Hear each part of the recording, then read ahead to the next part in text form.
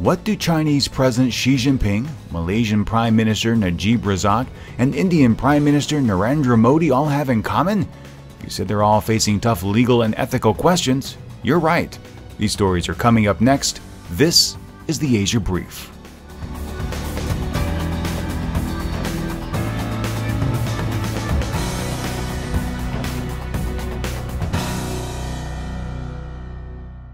Hey everybody, it is Wednesday, the 23rd of September 2015, Wednesday, the hump day of the week. My name is Steve Miller, and as always, it's a pleasure to have you with me here today. Let's go ahead and get started with our very first story from the United States.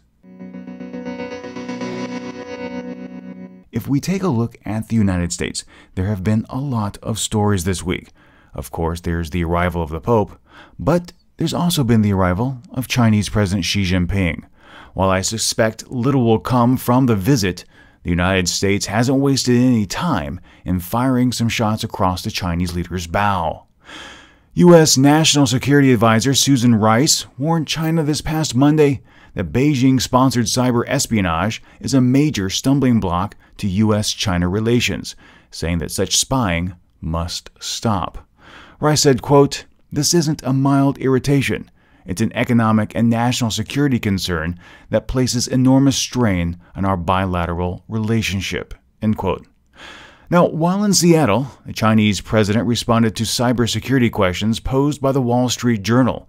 In his written response, Xi said, quote, "The Chinese government does not engage in theft of commercial secrets in any form, nor does it encourage or support Chinese companies to engage in such practices in any way."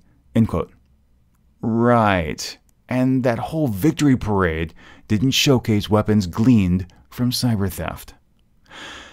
She went on to say that China has also been a victim of cyber theft and that China was ready to work with the United States on this particular issue. The United States has also demanded that China stop land reclamation activities in the South China Sea, calling them out of step with international norms and a risk for sparking conflict in the region. To which Xi responded, quote, "China's development and maintenance of facilities on some of our garrisoned islands and reefs in the Nansha Islands does not impact or target any other country, and it should not be overinterpreted." End quote. Talk about being out of step with norms. What China is doing in that region is going to lead to conflict. And sadly, I think it's only a matter of time. U.S. National Security Advisor Susan Rice also noted that China's human rights record will be on the table at discussions. Detaining lawyers and journalists and anti-corruption activists only reduces the credibility of China's efforts to address its challenges, hampering its ability to achieve a prosperous and stable society, she said, before adding, quote, "Blocking free access to the internet at a time when the rest of the world is moving towards greater openness and connection only cuts off opportunities for the Chinese people to advance." End quote. On that front, Xi is expected to also face some questions about Sandy Fang Gillis, a Texas resident that's been held for 6 months on espionage charges. Chinese Foreign Ministry spokesman Hong Li said Fang Gillis was suspected of endangering China's national security and is being investigated by relevant Chinese authorities. The State Department hasn't received any official word that Fang Gillis has been charged, but is working to get additional information. So what will come about between the meeting between Obama and Xi? A little more than a few handshakes and photos. It looks like the good old FBI in the United States is now involved in the case against Malaysian Prime Minister Najib Razak. This, of course, stems from the ongoing controversy of the 1MDB fund, where it's been alleged that Najib may have illegally received upwards of $700 million. The reason why the FBI is involved is that an investigation has possibly linked over $150 million in luxury apartments to either Najib's stepson, Riza Aziz, or to a family friend named Joe Low, who has ties to some of the funds in question. The Justice Department says it could take years to peel away all the layers and get to the core of the matter. And meanwhile, over in Malaysia, the High Court has given the Prime Minister until October 1st to file his defense in a suit over the money deposited into his private bank accounts. Najib has denied that the deposits came from public funds as alleged by the Wall Street Journal.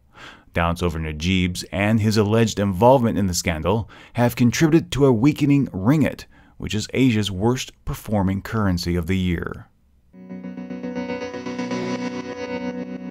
Zakia Jafri, a 76-year-old woman, is taking India's Prime Minister Narendra Modi to court to be held accountable for the deadly riots in Gujarat that claimed the life of her husband at the hands of a Hindu mob that also killed at least 1,000 people. Modi denies any involvement in that 2002 incident, where he served as chief minister. In 2013, a panel appointed by the Supreme Court said there was insufficient evidence to prosecute him. While Modi has backed away from his image as a hardline Hindu nationalist and taken on a more progressive persona, his government has cracked down on NGOs and rights workers, one of whom has been helping Jafri gather evidence to overturn previous court rulings in Modi's favor and bring him to trial. Jafri says, quote, "This case is not about my husband. It is the final attempt to seek justice for thousands of Muslims who expected Modi to save them." End quote. What she's trying to demonstrate in the case was that Modi ignored what was going on, essentially turning a blind eye. We are trying to establish a chain of command responsibility. Our task is to show that an individual in the position of power could be administratively or criminally culpable, said Titze Setalvad, who added that the case was against those who allowed the foot soldiers to operate. Setalvad has been successful in winning convictions against others in conjunction with the Gujarat riot, which may be why her home and offices were raided by police. Well, my friends, that'll do it for me today. If you have a thought, if you have an opinion on one of the stories in today's podcast, I'd love to hear from you. So please drop me a message.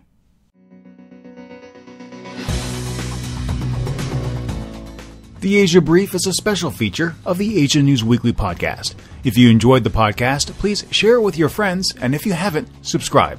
Subscribing is free, and when you do, the next episode is delivered automatically to you. You can subscribe on our website, asianewsweekly.net, or in your favorite podcast application. You can also keep up with more news from the region by following Asia News Weekly on Facebook or Twitter. And if you have any comments, questions, or feedback, be sure to drop us a line. That email address is podcast@asianewsweekly.net. Thank you so much for joining me, and until next time, remember to be true to yourself and to always be awesome.